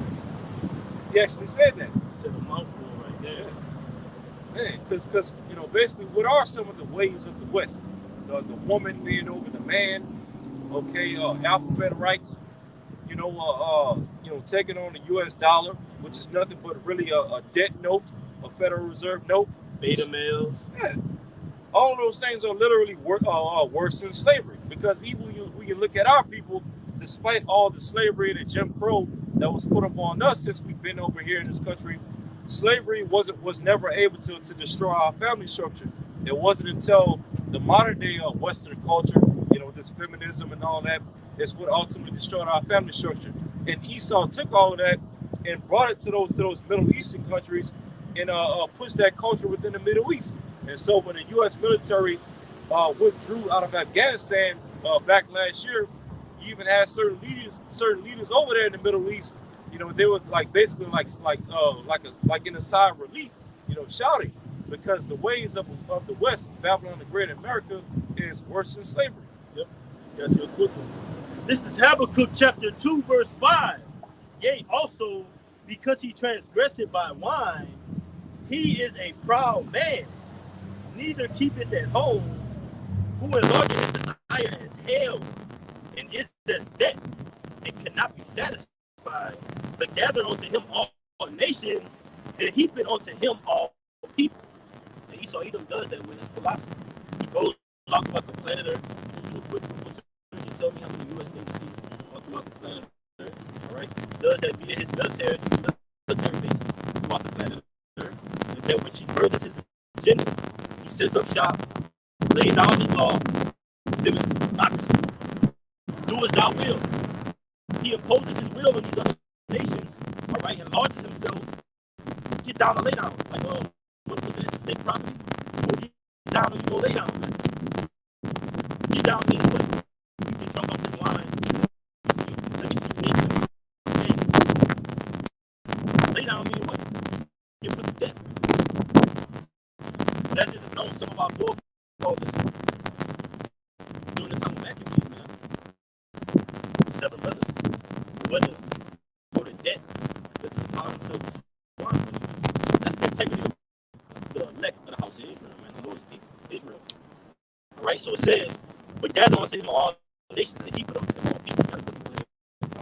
All right, this is a quick Google search. I typed in how many U.S. embassies are in the world. Okay, and the first result that came up was from Wikipedia. It says list of diplomatic missions of the United States. It says the United States has the second most active diplomatic post of any country in the world after the People's Republic of China, including 249 bilateral posts. Okay. Go ahead, brother. Speak now. And so basically, goes into, you know, the U.S. has the second most diplomatic posts or U.S. embassies in the world. Okay, behind China. All right, and it said, you know, the U.S. has 249 bilateral posts throughout the world. You know, to just show you that, you know, Babylon the Great and its ways and its policies are all throughout the earth. They helping further pollute the earth and pollute the minds of the people and polluting these different government structures throughout the world. That's why the scripture speaks about how nations have drunk the wine of Babylon, and therefore the nations are back. Because how these nations that once took on the ways of Babylon and took on that dollar, okay, now they're all coming up against forming these different alliances. You know, you got rich nations, you even have certain African nations now putting out against America. What's that country? Uganda, you know, and various other nations around the world coming up against America, all because of that wine of Babylon, that wine of America, and setting up, you know, military posts throughout all these different countries. Okay? Lord, this is Habakkuk 2:15. Habakkuk 2:15. Woe unto him that giveth his neighbor drink, and put not bottle to him, and maketh him drunk also, that thou mayest look on their nakedness. That's so easy. The same thing ultimately did with the spirit of that serpent, right? Giving them that ultimate, hey man, Most High didn't say you couldn't do it. Not the Most High said do it. Right? The Lord has appointed bounds that we can't pass. So ultimately, we're in line with Yahweh Shem Shai, waiting on our salvation, exposing these different things that Esau Edom is doing throughout the planet Earth. It says, woe unto him that giveth his neighbor drink, and put it out bottle to him, make him drunk also, and thou may look on their nakedness. And what do our people do? They go into their captivity, they go fall into that state of slavery, and they become so consumed with what you can say drunken with the wine of the society, all right, that they can't sober up, all right. But what's ultimately going to sober them up is the wine of the wrath of the Lord's indignation, all right, indignation. So this is Isaiah 5:13. Therefore, my people are gone into captivity because they have no knowledge, and their honorable men are famished, and their multitude dried up with thirst. Right? Having no knowledge, having no truth. The way to do things. Know thine enemy. Right? Watch. Measure the time diligently. So it says, therefore, hell hath enlarged herself and opened her mouth without measure, and their glory and their multitude and their pomp, and he that rejoices shall be saved into. That's why you know to having that being drunk with that American way, the West mindset like the brother was going into. You're gonna descend into hell, man. This is what slavery, blood, captivity, sorrows, ultimately those icy people do this in that lake of fire. You're gonna be burnt up with the works therein. All right, but we not on work. So Yahweh Shemi Shah. So we can be burnt up. All right, you could be caught up in this lake of fire, or you could be delivered. Go ahead, brother. This is Job chapter 10, verse 21. It says, before I go whence, I shall not return, even to the land of darkness and the shadow of death. The land of darkness and the shadow of death, talking about America. So that was great. So basically, wherever you go in this country, whatever you get involved in this country, besides the course, death powers, some way, shape, or form, it'll destroy you. Right? The sports, you get into music, you get into entertainment, you get into the news, you get into politics, the money system, these colleges and whatnot, these jobs, whatever you get into within this system, America got on the great. It's like into a shadow of death. So that just follows you and destroys you in some way, shape, or form, or seeks to destroy you. Okay? What it says, verse 22, Job 10, verse 22, a land of darkness as darkness is itself, and of the shadow of death, without any order, and where the light is as darkness. So this place, America, is under a very, very heavy dark vibration. The lies, the deceptions, the pseudoscience, the religion, the education system, the government system, the politics. Okay, everything about this society is full of darkness, spiritual darkness. That's why he tells you, Isaiah 60, gross darkness cover the people. Okay, because this is a land without water, a land where now you can't even define what a woman is. Okay, you can't define what a man is. That passes laws for children to flip their genders by their parents' consent. Okay, and that's just the name of you. Okay, everything in this place is without order. Okay, and that's why it's so dark. There's no righteousness in this place. Okay, so matter of fact, that's read earlier in like the 2010, the part where this is how you arrest. Okay, but this place is polluted. This is still a place for an Israelite, especially an elected nation, to succeed and prosper. Okay, this system that's set up against Yahweh total rebellion. Okay, and all of these things are just leading to Yahweh ultimately destroying this place with the worst judgment and the worst destruction that the Lord has ever brought to any kingdom. Right? Fire, brimstone, the plagues of Egypt. Okay, all these different things the Lord is getting ready to bring these things to the system, to this country, and rightfully so. Right? Going back to you saw you was trading that wine, right? Getting his neighbor drunk, all right? Ultimately using that wine to capitalize on that pyramid or ignorance, okay? And then come in with his ultimate plan, which is that problem thing, all right? So this is Proverbs chapter 23, verse 6. Eat thou not the bread of him that hath an evil eye, neither desire thou his dainty meats. Meaning what? His philosophy, his way, the way he does things, his thought process. All right? So the Lord says, eat thou not with the bread of him that had any God, meaning don't consume the society. Depart from the ways of this place. Don't be a partaker into it. Or other else, you're going to be drunken. You're going to be taken, man. And that day is going to come upon you as a thief. So it says, for as he thinketh in his heart, he saw Edom. So is he. Eat and drink, he said to thee. And that's what he saw Edom. Like, hey, go out, do as thou will, man. Hey, if you want to be this and you were born this, do that. If you want to dress like this and naturally, according to nature, you're supposed to dress like this, go ahead and do it. I don't mind. All right? And he governs society. So as the king is, so are the people, man. We're seeing it play in the society before us. The wickedness is going through the center.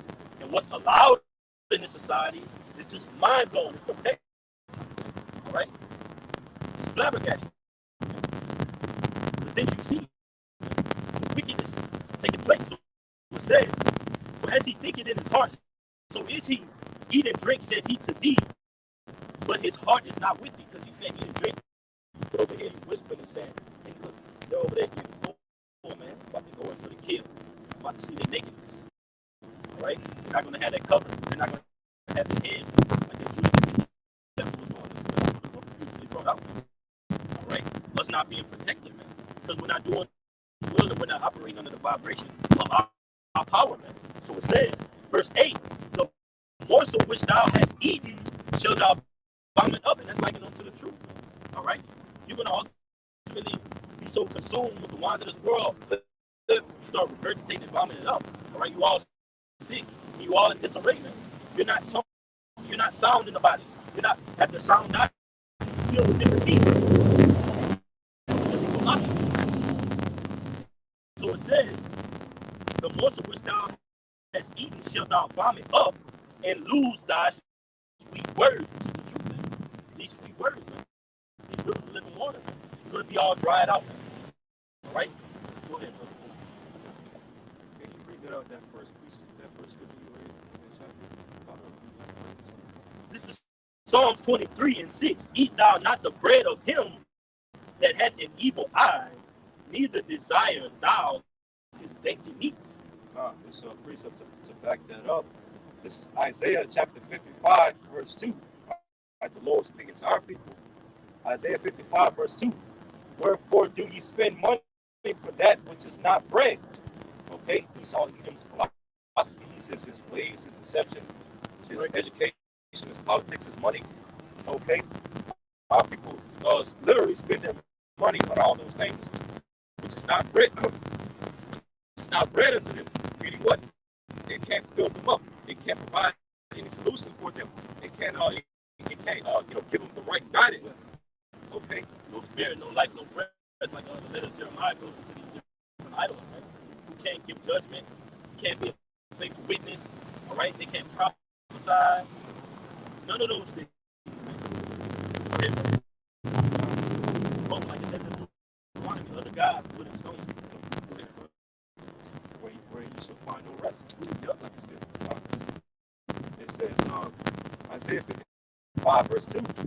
Wherein do you spend money for that which is not bread, and your labor for that which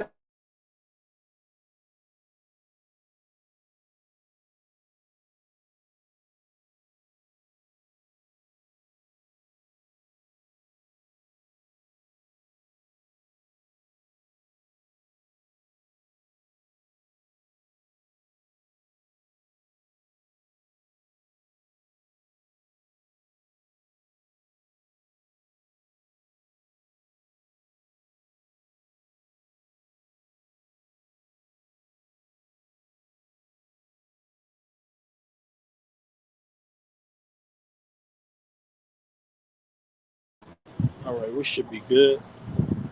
We should have came back. Had a little technical difficulty.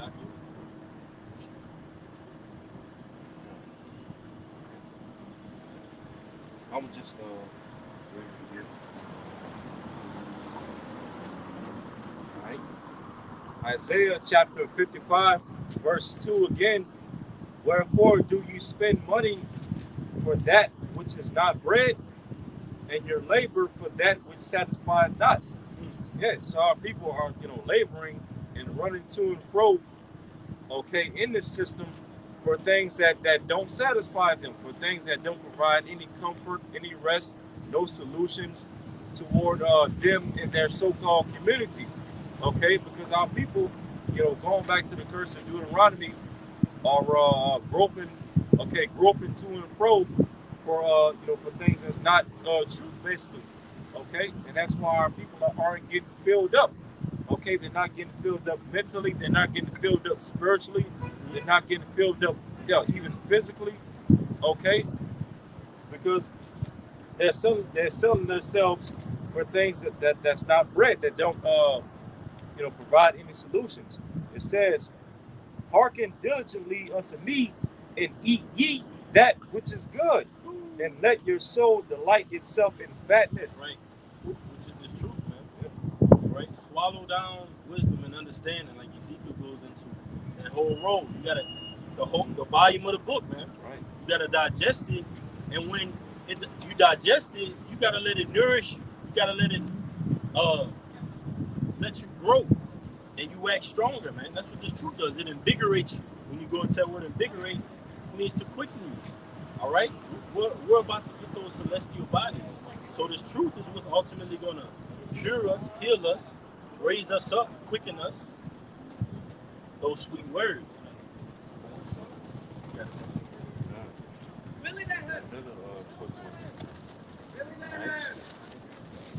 This is the book of John, chapter 6. Okay, because the Lord said in Isaiah 55, roughly paraphrasing it, eat ye that which is good, right? Roughly paraphrasing it. Okay, well, this is John chapter 6, and a second.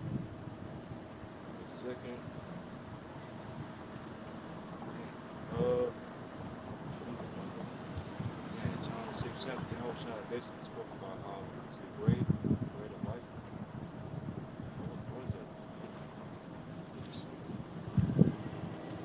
John 6 and 35.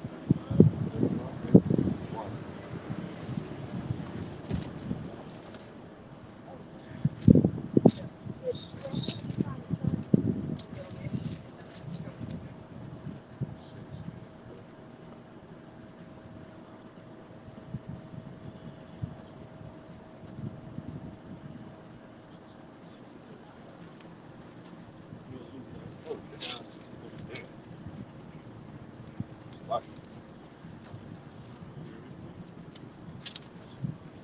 might want to start off with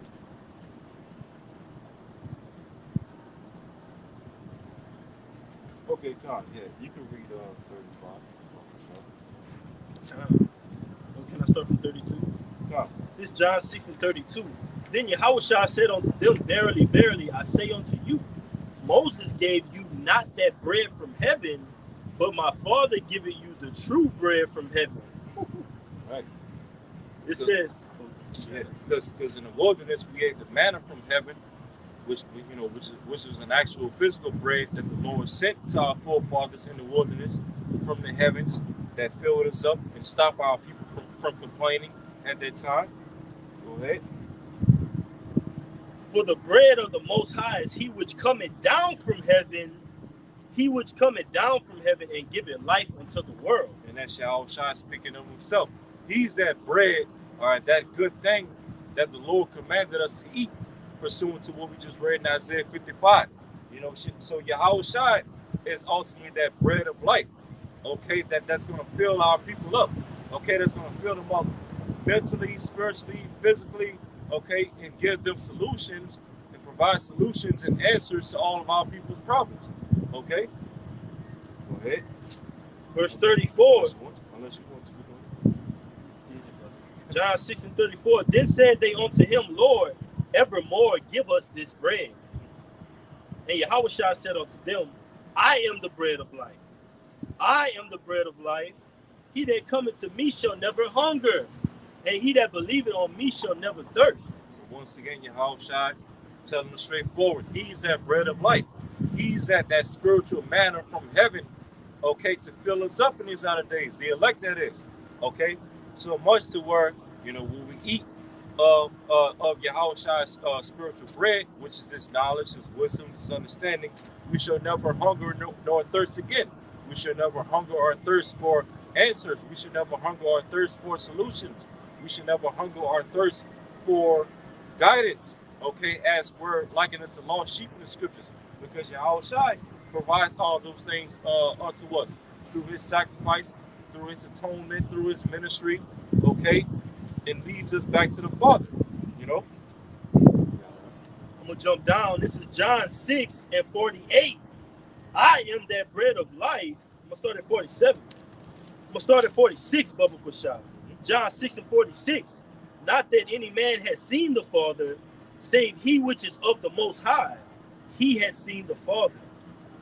Verily and verily, I say unto you, right? So he which is of the Most High, meaning the lost sheep of the house of Israel. Man. That's how we saw the Father, because we're of Yahweh Shai. That's how we saw the Father, man. So technically, all right, we're joined unto the Father through Yahweh Shai, is what Yahweh Shai is going to say. It says, that's right, reconcile. John 6:44. No man came to me except the Father, which has sent me, draw him, and I will raise him up at the last days. It is written in the prophets, and they shall be all taught of the Most High, and every man therefore that had heard and had learned of the Father, cometh unto me. Not that any man has seen the Father, save he which is of the Most High, he has seen the Father. Verily, verily, I say unto you, he that believeth on me hath everlasting life. And I am the bread of life. I am the bread of life. Your fathers did eat manna in the wilderness and are dead. This is the bread which cometh down from heaven, that a man may eat thereof and not die. Which is this truth, which is this word, which is the blood, all right? That the men of the Lord willing, will that number we put on our doorpost, which is our mind, all right? Wisdom, knowledge, and understanding with faith in Yahweh Shai, man, okay? In these last seconds of time, no man cometh through the Father Yahweh except through Yahweh Shai, which is this word, which is the bread of life, man, which we eating onto, and we're not going to die, man. We're going to live forevermore, all right? Spiritually, in the kingdom, reigning with Yahweh Shai. So it says, John 6:51, I am the living bread which came down from heaven. If any man eat of this bread, he shall live forever. And the bread that I will give is my flesh, which I will give for the life of the world. And that world is Israel, man. That world without end. All right? And Yahweh Shai did give his flesh. He was the ultimate sacrifice, the ultimate atonement, the ultimate reconciliation. You got it, brother. Let's get back in the middle. We're going to get a couple more. Shut it down, bro. Oh, yeah, man. Because ultimately, this is ultimately all about, the Heavenly Father, Yahweh Shai, and the nation of Israel, starting with the elect. Okay? Because as a matter of fact, just get this. Because that's who Yahweh Shai, whom this world calls Jesus Christ, is coming back to deliver. The elect. All right? This is Matthew chapter 24, and I'm going to start at verse 29. This Yahweh Shai speaking to the disciples in this chapter, which trickles on down to us as the hopeful elect in these outer days. All right? Matthew 24, verse 29. Immediately after the tribulation of those days, all right, Jacob's trouble, right?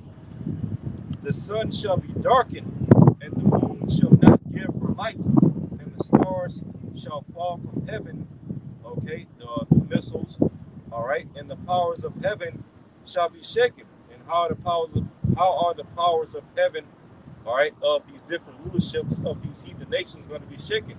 Through those missiles, okay? That's right. That's going to be shot off during World War III. That's right. Okay. So it says, verse 30, and then so when the stars of heaven fall and the powers of heaven shaken, right, through the missiles coming down, right, then it says, and then shall appear the sign of the Son of Man.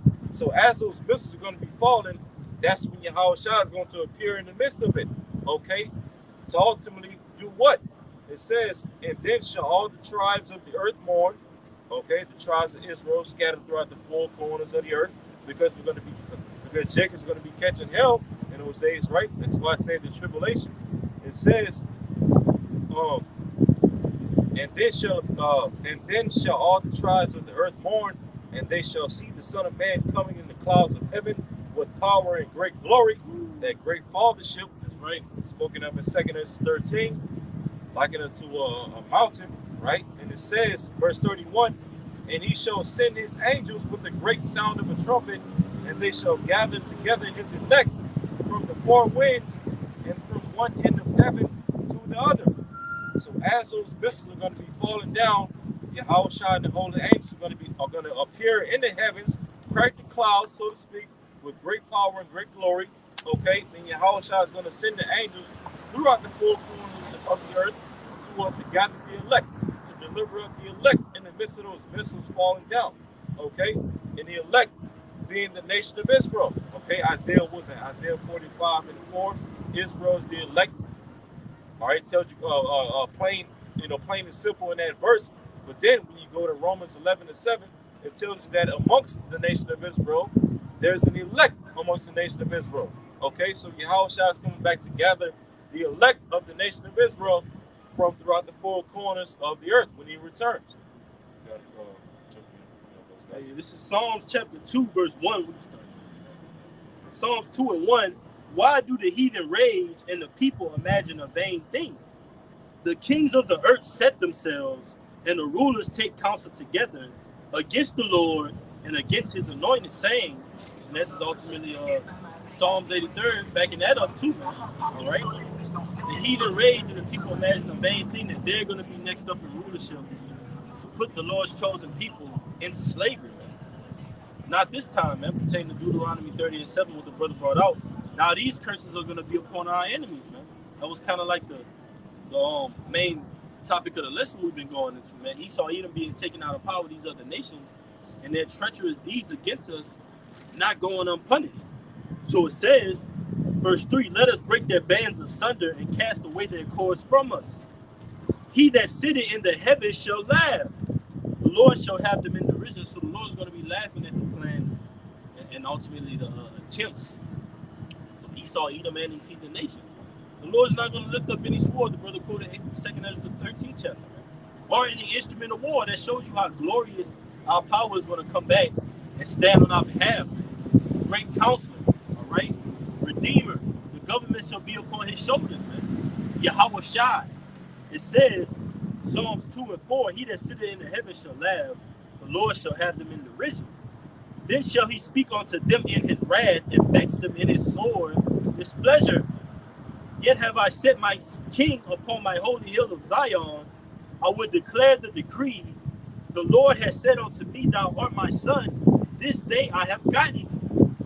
Ask of me, is the point, and I shall give thee the heathen for thine inheritance, and the uttermost parts of the earth for thy possession. Thou shalt break them with a rod of iron. Thou shalt dash them in pieces like a potter's vessel. And that's talking about the nation Israel is going to do to these other nations. Jacob, thou battle axe, man. All right?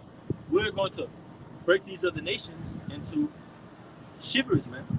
Meaning what? We're going to take them from that state of rulership to the state of slavery, man. We're going to spoil their day.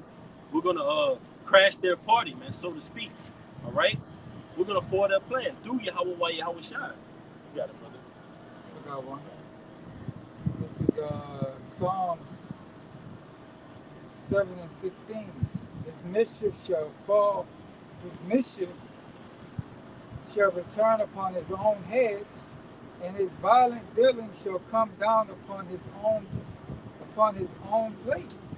All right, so all the wickedness that Esau has done, the nation has done, all the things that we went over, this camp, basically recompense that's going to be issued out to Esau first and foremost, and then to the rest of these nations. All what they've done is going to fall back on their head. All right, just like whenever you watch that cartoon out there, you rolling that ball up the hill, and that ball gets too heavy, it fall back on him. You know, he set the trap up for somebody else, but it's gonna fall on your head, man. I got one for you real quick. This is the book of Proverbs 26 and 27, the exact same thing you said. Whoso diggeth a pit shall fall therein, and he that rolleth a stone, it will return upon him. That's right, man. So all these little tricks and these tricks that you got for kids, all that shit gonna fall back on your head, man. You know, it's all gonna be answered for. All right. Hey, real quick, since you just made that quote, because he had that quote from Trick cereal commercial, Tricks Up for Kids, and a kid, when you go into it, is basically like a baby goat or like a baby sheep, something that's meant to be sacrificed, and that's what the 2/3 are likened unto. You know, all the tricks and schemes of Esau and Edom, that's all for the 2/3 to be to fall victim. Yeah, to be in the trick bag, like the brother just said. But like it says in Numbers, no enchantment against Jacob, and that's talking about the elect. So none of Esau's tricks and schemes are going to work on us, because even Yahushua even spoke about if it were possible, they shall deceive the very elect, and that's not possible, because Lord willing, we be the elect, we're sealed unto the day of redemption. So none of these tricks and schemes and enchantments of Esau and Edom is going to work on that. Okay, only the kids, which are 2/3 of our people. Because you got to remember, the scripture says, when I was a child, I thought as a child, but now that we come into the scriptures, we have become men, man. So we know what's good and what's bad for us, man. All right? Like they say in the world, once you know better, you do better. So, you know, we're not falling for those little tricks no more, man. All right? Zechariah chapter 8, verse 13. And it shall come to pass that as ye were a curse among the heathen of house of Judah and house of Israel, all 12 tribes, so will I save you, and ye shall be a blessing. Fear not, but let your hands be strong. Okay. Yeah, so basically the Lord is going to turn us from a curse among the heathen unto a blessing. Okay, both Judah and Israel, all 12 tribes. And that's going to start with the tabernacle of David being raised up. Okay. Yep, like the brother said, that one stick being raised up. Okay, and ultimately being saved, brought under the new covenant. Okay, and be joint heirs with the blessing of Yahushua, with the rulership over the heathen nations. Lord willing, this message has been edifying, this camp has been edifying. We're going to turn and face the east. Give infinite honors and praises to Yahweh Ba'Shem, Yahushua Ba'Shem HaKadosh. That's the Heavenly Father and His Son, whom the world ignorantly called God, whom the world ignorantly called Jesus Christ, who by their true Hebrew names, so-called Native Americans, Latinos, and Negroes can only be saved by. Double honors to our teachers, the apostles and the elders of Great Millstone. Peace and blessings. Until next time, above, above, above, above, above, above, above, above, Shalom. Until next time.